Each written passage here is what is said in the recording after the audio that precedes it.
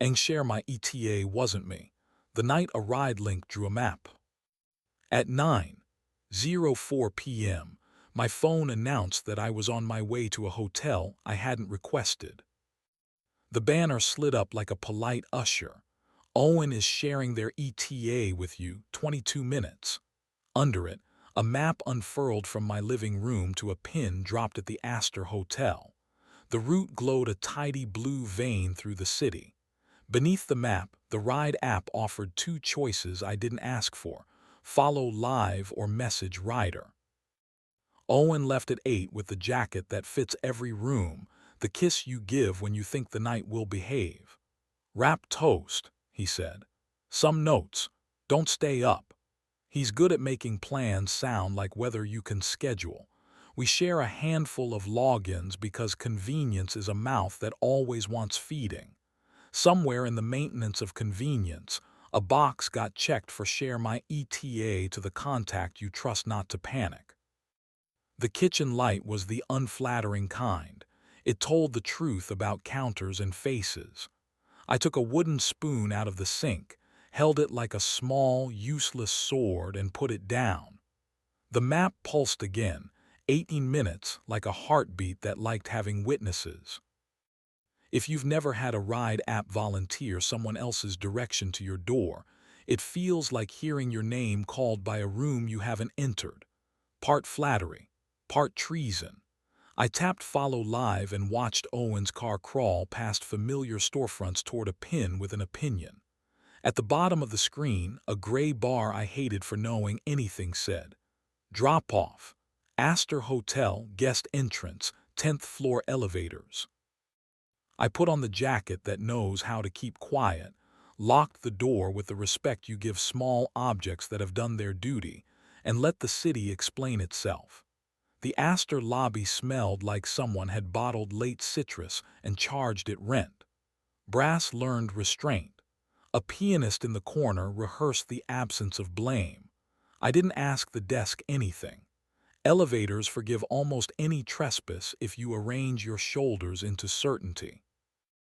On 10, the carpet hushed my shoes. Numbers slicked the walls, too dignified for decimals. I stopped 2 doors before 10:17 because I am not a headline and I am not brave. I am a man practicing the correct tempo for air. I texted, "Tea when you get home." Offering beverages is how I translate anger into something that can sit in a cup. 3 dots popped up, rehearsed doubt, then tried again. Maybe, don't wait, might go late, read. The handle of 1017 clicked with the kind of kindness metal learns when it's been paid to be discreet. A rectangle of warm light widened. Owen stepped out wearing carefully unremarkable, like a man trying to pass as a conclusion. He pulled the door closed behind him with the gentleness he reserves for other people's libraries, not ours. "Caleb," he said, "my name as a receipt you sign without reading." "The car thought I'd like to watch you arrive," I said, because jokes are the leash I use on panic. "It drew me a little map to come meet your ETA." He looked at somewhere near his shoes. Men store their unpracticed honesty down there. "Not here," he said. "Not beside a door that collects nouns." He nodded down the hall. "Smoker's Terrace." The terrace hovered over a square of ductwork and intention. There was a small round table with the posture of a witness and an ashtray that begged not to be metaphor. Far below, a delivery scooter made the noise optimism makes when it doesn't know it's working too hard. Owen set both hands on the rail, then opened them like a plan he didn't want to build. "I lied when I left," he said. "Rap happened. People said good night to their best selves. Then I told myself I needed half an hour with a man who doesn't invoice my laughter." "Who?" I asked, because names are handles. You hold one when the floor tilts. "Mason," he said. "Sound, he hears me when I've turned myself down." "Are you sleeping with him?" "There isn't a synonym that keeps your dignity. You earn it by saying the ugly version well." "No," he said. Then lower the honesty that knows exactly which muscle to bruise. I brought my mouth. We let the weather choose a temperature and respected its decision. A housekeeper stepped onto the terrace, saw our conversation dressed for surgery, and reversed with professional mercy. Somewhere below, a door closed like an edited line. "I'm not your bouncer," I said, "and I refuse to be your docent." Those are the only two job postings people hand out when they hear marriage and panic in the same paragraph. "What do you want?" he asked. "Not theater contours." 30 days where we only decide in daylight, I said. After 9:30, if a choice can bruise, it waits for coffee. 2 nights a week are ours, cheap or fancy, loud or quiet, it doesn't matter. We leave the house and cheat on the routine. Phones go boring again.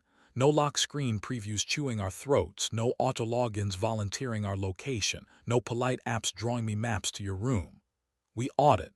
Email, calendars, deliveries, points. We pull up the routes convenience grew without asking. "And tonight you go home with me."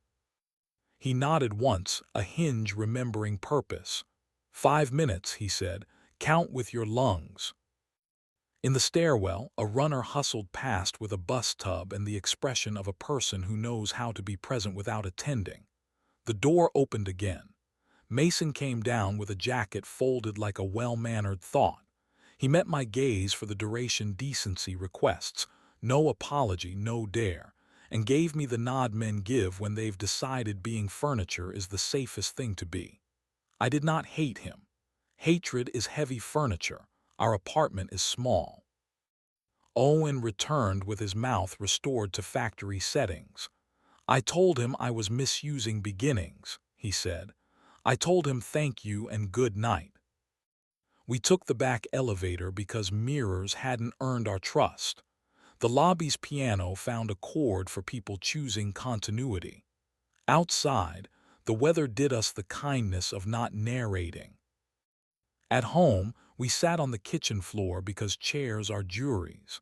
I tore the blank half from an old utility bill, the sacred stationery of couples who mean it, and wrote RULES in the drawing block letters I reserve for serious childlike tasks.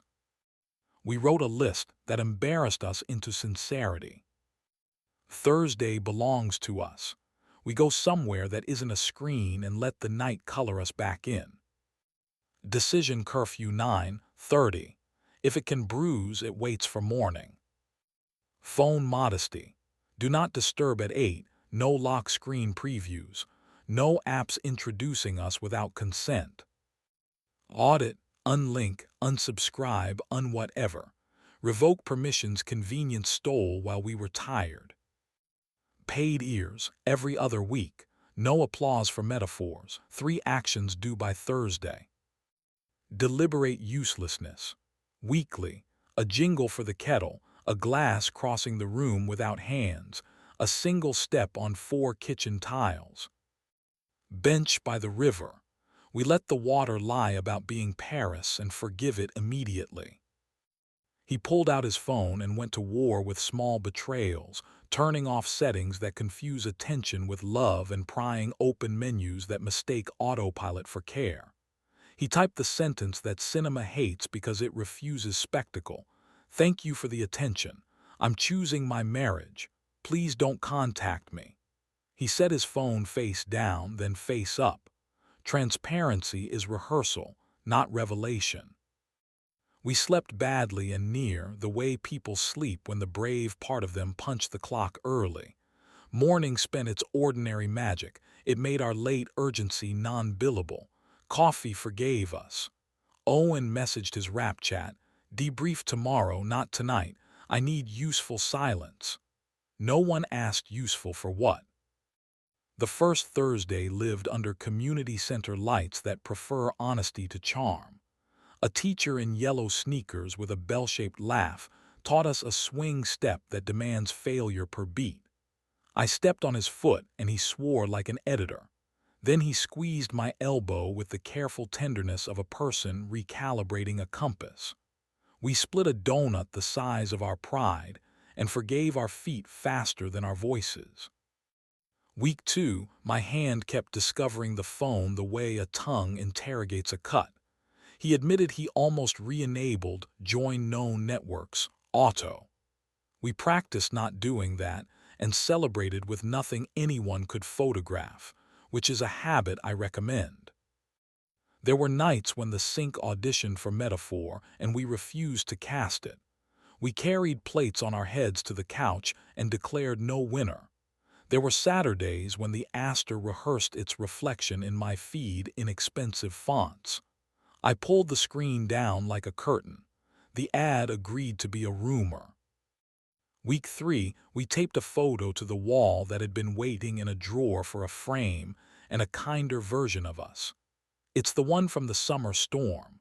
Us and 3 strangers under a storefront awning, faces bright with the kind of weather that edits you down to what's readable. The magnet shaped like a banana performed its quiet sacrament. The rules collected creases like a flag remembering wind. Week 4, we turned everything off for an hour. We put our phones in a mixing bowl as if restraint were a recipe. We told each other stories that don't live anywhere else. The time he fell asleep behind a curtain and woke to applause. The time I bought a train ticket to the wrong city and let the mountains explain me. We laughed in the register people use when they enjoy the sound of their own honesty. On day 30, the app tried to share again. Owen is sharing their ETA with you 13 minutes. I tapped end share and whispered, "Not tonight," to a rectangle that never learned mercy. The kettle sang a note the apartment hadn't tried before. Steam is an optimist. We borrowed a little. Here is the part where improvement struts in, and we become men who no longer hear a notification as a ghost. That didn't happen. We became the sturdier edition of who we already were, the 2 people who can tell a system no and each other still. Last night he came home with the kind of tired that looked briefly like someone else's jacket. He held up a paper bag like a treaty. "Lavender ice cream," he said, "the flavor that believes in small miracles." We ate it by the river, coats open, because the rules didn't say warm, they said present. Tonight he leans on the kitchen doorway with a book folded to his ribs like a second heartbeat. "What do you want exactly?" he asks, without Dacre. I almost say the past resized. I don't. "You," I say, 6 counts, 4 tiles, bread tomorrow we cut with 2 hands. He smiles with that grave joy that chose me when there were other elevators. The kettle keeps its promise. The city declines to narrate us. We practice wanting where we live. If a ride app or a map or any polite rectangle tries again to tell me where I am, it can learn the lesson that paper on our fridge has memorized with its creases and its magnet. It isn't the blue route, or the ETA, or the level B1 note that decides belonging. It's the door, and tonight it opens from the inside.